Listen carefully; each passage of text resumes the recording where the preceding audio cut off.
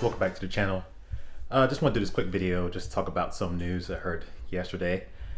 This is about Lexus. Alright, they just announced that they're going to have, or say they're going to put the V8 back in the IS. This is great news. I am happy to see it. I think the last time they had the V8 in the Lexus IS was 2014.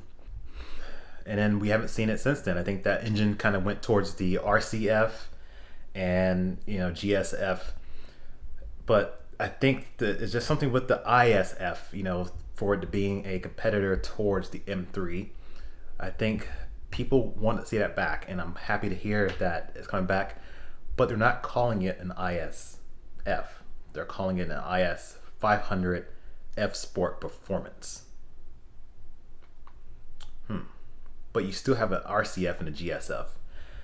I'm wondering, will there be a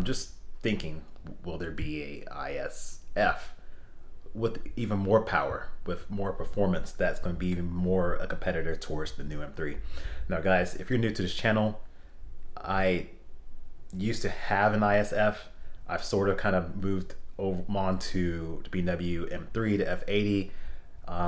I do a lot of product reviews, do more BMW content, but I still appreciate cars of all types, and the ISF was one of my favorite cars I've owned.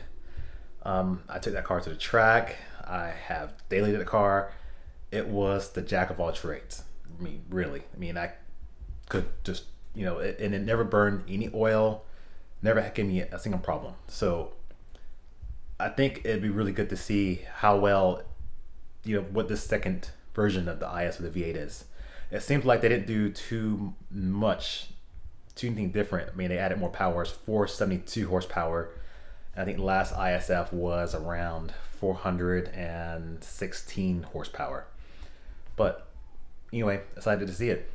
Just a short video.